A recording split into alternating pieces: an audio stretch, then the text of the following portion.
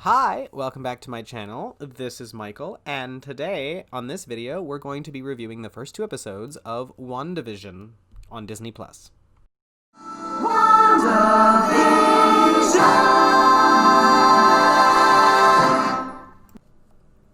This is a spoiler warning, now and going forward, whether it's related to predictions or actual plot details and such. You have been warned. Okay, so first things first, my predictions for this show going in is I've learned that it's a pocket reality or dimension that Wanda seems to be experiencing this in with Vision. My first prediction is I do think Wanda is involved in setting it up. I don't think she's entirely clueless, or at least going in she wasn't. I think that she knew the risks going in, or knew that she was supposed to forget it one way or another. Whether she was conned into it or whether she agreed to it, I'm pretty sure she knew what the deal was going in. So yes, it's set up like she's gonna not know what's going on and has to figure it out, but I do think that when she realizes, she'll actually know she was technically part of it. Prediction number two, I don't think Vision's actually there. I think this entire reality has been made up in a way to ease her stress of the actual reality. So I think that Vision is just as much of an illusion as the rest of this little pocket dimension thing is. Otherwise, it probably is happening at a different time or different reality, like actual reality. So I don't know. We'll see. Third prediction is Agnes, Agatha Harkness. I think she's involved directly. I don't think she's there, I think she's there watching over all of this play out. I think she's there on purpose. I don't think she's there maliciously. I don't think she's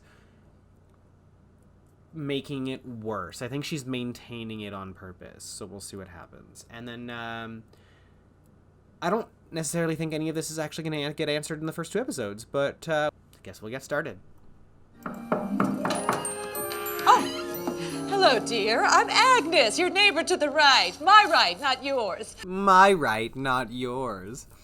Forgive me for not welcoming you to the neighborhood sooner. My mother-in-law was in town, so I wasn't. So one thing I am noticing is the promotional materials featuring Agnes in future episodes, as well as her premiere, feature this necklace, this pendant thing. I can't tell exactly what's on the pendant, but it seems to be featured in every appearance she has so far. Is your husband tired of your burned toast? Okay, so we're past halfway, and all I'm gonna say is, well, we've spent a lot of time establishing things. The show doesn't feel like it's started yet, so I can see why we get two episodes right off the bat. Okay, yeah, I guess the first thing I can comment on is the whole choking of Mr. Hart. Because, that obviously was a moment of inconsistency because Mrs. Hart was, not reacting to it, so it got really weird for Wanda. But, Vision didn't take up the opportunity to save Mr. Hart until Wanda told him to.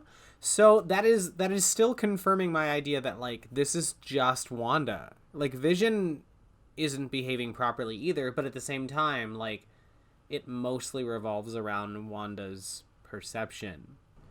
So, concluding the first episode, when we pull out in the hexagon framing, and then, we're seeing the sword agent watching or whatever it is, there's credits. They're fake credits for the production of the sitcom. And Babs Digby and Abe Brown and Leonard Hooper, I mean, those generally sound like normal names, but if that's all fake, then those names probably mean something.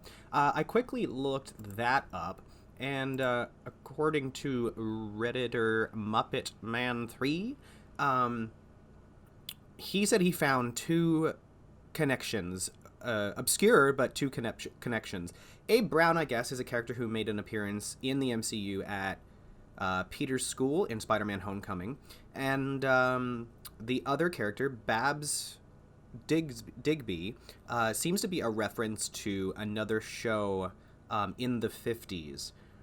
There was a black and white sitcom from the 50s with a character named Babs and a character named Digby. I don't personally know anything about that, but it seems to be a more reference, homage paying to that, which is fantastic. Otherwise, yeah, there doesn't seem to be any major connections with those names yet, so... Oh, wow. A watch with the Hydra logo on it. And an ad with Hydra listed next to it. That's fun. Now, this quote about the devil being in the details. First of all, this whole show is a good example of that, because most of this stuff is kind of just not being drawn attention to. It's all just in there. So the details really do stand out. But also this quote, I've seen people talk about it and how it is supposed to be a reference to Mephisto. I don't know much about Mephisto, but I learned really quickly in the last day or so what the background story is behind that in the comics. So yeah, it kind of seems like it's building that kind of idea up here, especially with a quote like that.